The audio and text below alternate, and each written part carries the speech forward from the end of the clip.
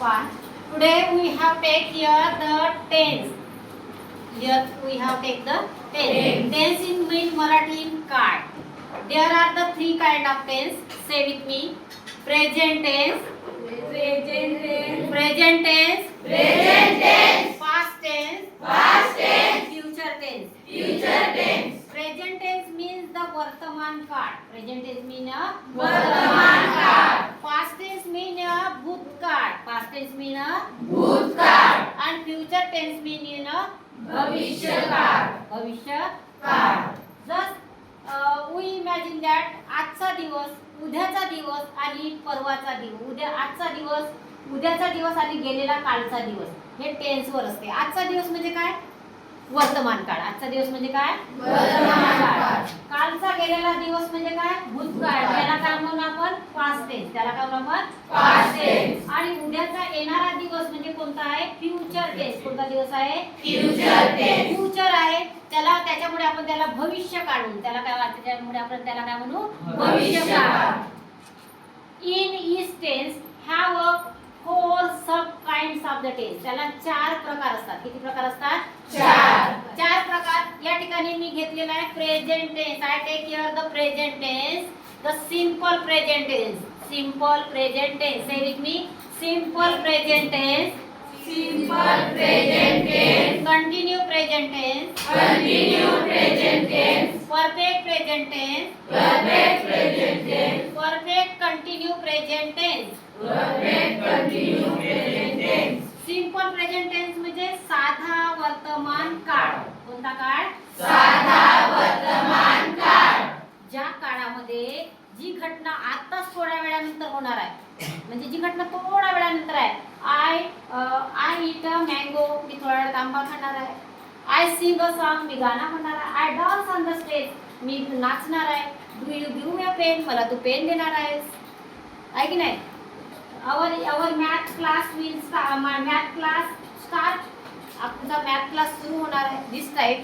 Here are the few simple present. या ठिकाणी simple present tense मी घेतलेला आहे. काय असते? He eat a mango. He eat a mango. याचा फॉर्म्युला घेतलेला आहे. याचा फॉर्म्युला काय आहे? सगळ्यात पूर्वी काय घेतलं आपण? सब्जेक्ट घेतलेला आहे. त्यानंतर या वाक्यामध्ये पहा, ही इट ए मँगो. इथं कोणत्याही प्रकारचा सहाय्यकारी क्रियापद दिसत नाही. दिसतंय का तुम्हाला सहाय्यकारी क्रियापद? सहाय्यकारी क्रियापद means auxiliary verb. Auxiliary verb. Here are not any auxiliary verb. There auxiliary verb means am, is, are, was, were, shall, should, can, could, have, has, had. This type of the auxiliary verb. या ठिकाणी मे auxiliary verb दिसतात का? नाही. त्यानंतर या ठिकाणी हे जे आहे verb, I have teach you the so many kinds of the verb. Verb मी खूप सारे तुम्हाला शिकवलेला आहे. ईट आहे, सिंग आहे, गो आहे, कम आहे, प्ले आहे, जंप आहे, स्लीप आहे, बॉथ आहे. आपण सकाळपासून सायंकाळपर्यंत करतो की नाही क्रिया? त्या सगळ्या कशामध्ये येत असतात? वर्ब मध्ये. त्या सगळ्या कशामध्ये येत असतात? वर्ब मध्ये.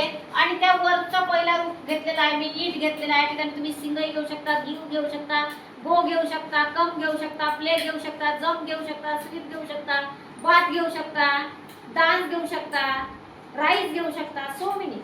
As you like. You have made the sentence. You have take the simple verb. Simple verb and the other is the object. Other is the object. In the sentence, he is a subject, it is a verb and a mango is the object. कधी कधी काय होते? या वर्बला es, ies, आणि yes असे प्रत्यय लावलेले असतात. मग बाकीचा हा सिंपल वर्ब असते. आणि असं वाक्य जर तुम्हाला दिसला तर त्या वाक्याला आपण समजून घ्यायचा तो वाक्य कुठं आहे? साध्या वर्तमान काळातले आहे. साध्या वर्तमान काळात म्हणजे काय? जी क्रिया थोड्या वेळानंतर घडणारी आहे. आता मी या ठिकाणी तुम्हाला हे उदाहरण सांगितले आहे. मला या ठिकाणी विचारायचं एक उदाहरण सांगू शकशील का? सांग बाई. Do you with me. म्हणजे डू यू विथ मी. हा, sit down. To See it a mango. see it a mango. Very good. Two action. I go to village. I go to. Very good. You. He played to ground. He play to ground. Very good. Two pushing. He eat a banana. See it a banana. Very good. Chhakuli, They write a book. they write a book. Very good.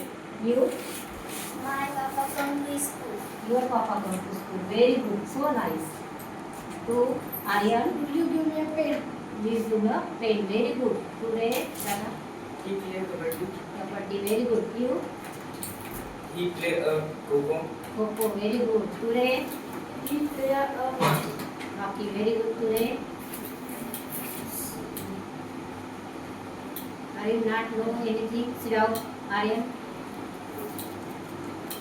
We play a hockey.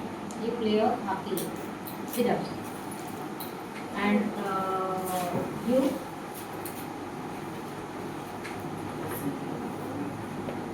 you can have a Diksha. At last, They write a homework. they write a homework. Very good. Sit down. Everyone is know. सगळ्यांना थोडंफार माहित झालं की नाही? थोडंफार माहित झालं. आता मला तुम्ही जे जे उदाहरणं सांगितले आहे तसे तसे उदाहरणं तुमच्या होमवर्क म्हणून तुमच्या याच्यामध्ये 10 उदाहरणं लिहायचे आहेत. काय लिहायचे आहे? 10. आणि one thing also remember you that when you write the tense example particular आणि तुमच्या बुकामध्ये तुम्ही व्यवस्थित लिहत असाल and when you know the tense that is the present tense, past tense and future tense at that time your English skill or frequency of your the language is a very good.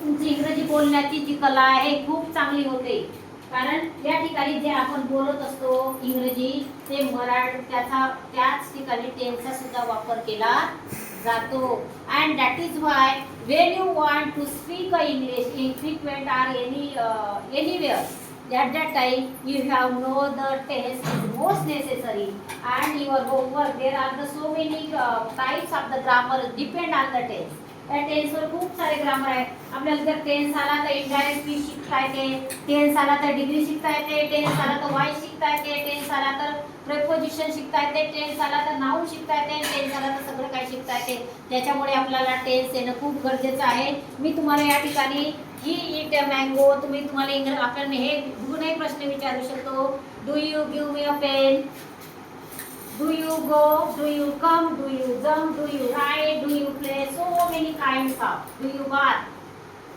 Do you sing? असं आपण खूप सारे do sun rice अशा प्रकारचे खूप सारे उदाहरण सुद्धा आपण घेऊ शकतो अशा तऱ्हेचा हा here I take the one of the simple tense मी या ठिकाणी साधा एक प्रेझेंट टेन्स घेतलेला आहे तुम्ही याचे उदाहरण तुम्हाला लिहून घ्यायचं आहे you have write on your copy okay bye